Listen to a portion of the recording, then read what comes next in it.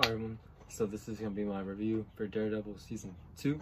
I don't know really where to begin. I liked it. I don't think I liked it as much as the first, mainly because the villain was the Hand and like not Kingpin, because Kingpin was so much more menacing and so much more cooler of a villain than the Hand was. Also being said, I enjoyed the Punisher being in it a lot because John Bernthal kills it as the Punisher. We also get introduced to the Elektra in this universe. So basically it starts back off Matt still doing the Daredevil thing, trying to balance the whole lawyer thing, and really it's really just not working out.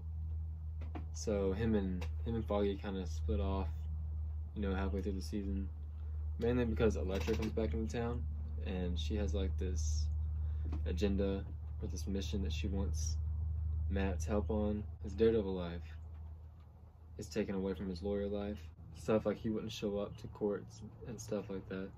Also, Karen becomes more like a journalist in this season, which is cool because like she definitely has a lot more to her than being a secretary for a law firm. Some of the coolest stuff in this season is with the Punisher. No doubt in my mind. A lot of it's Daredevil versus Punisher at first, but then Daredevil and Punisher kind of team up, but Daredevil still gets him turned in, and I know what the plan was. The plan was that Matt Murdock was going to come and like help him, you know, with his sentence and stuff, but then that's when he gets real busy because he makes Nelson and Murdock take the Frank Castle case. But then the next episode is like a full-on like Frank Castle surviving jail episode with like Kingpin being the Kingpin of the prison, and it's really good. There's this one scene like after he kills like 15 people, and like the last guy, I think it's on him. He's like, he like squishes his eyes into his head, and his head falls down on his chest. Someone here takes the guy and pulls the guy's head off his chest. There's like kind of like a skull marking and blood. Just cool foreshadowing of the Punisher's costume. We also find out one of Frank's like colonel, I think he was a colonel, was actually behind, you know, his family getting killed and everything. So we get to see the Punisher like avenge him. And on the Daredevil side of things, it gets crazy. Like you find out that Elektra, like he knew Elektra back in like college and they were kind of a thing. Then it turns out that she's been working for Stick. Stick practically raised her, just like he raised Matt. I don't like Stick very much. He comes off as just a jerk to me.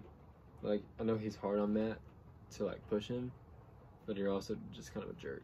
The final battle ends up being like 10,000 ninjas versus Daredevil and Elektra.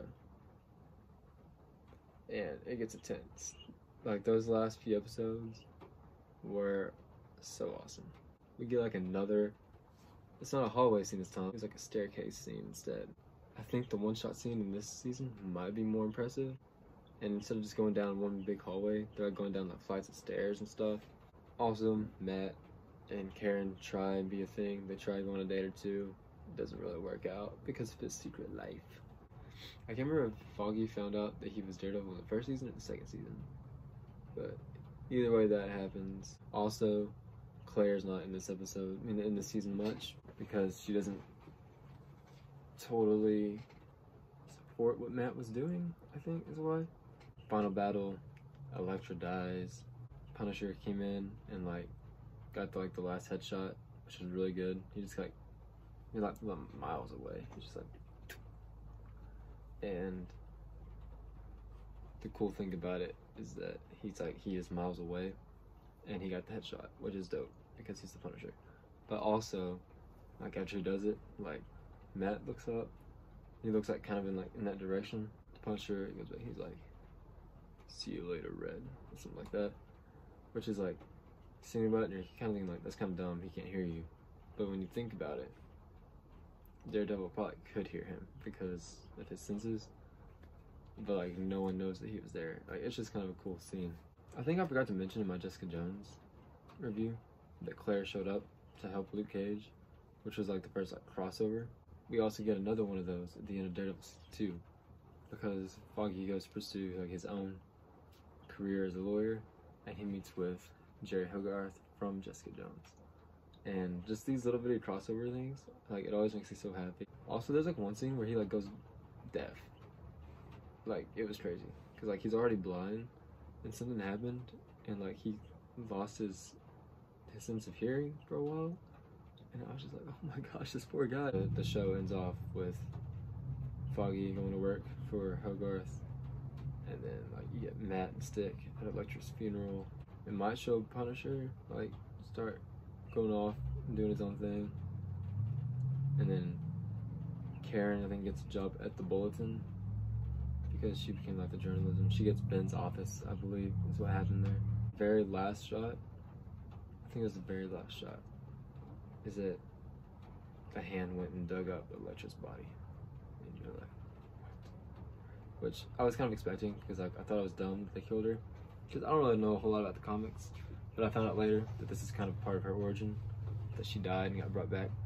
Because when they killed her, I was like, she is way too big of a character to kill off. Like, what?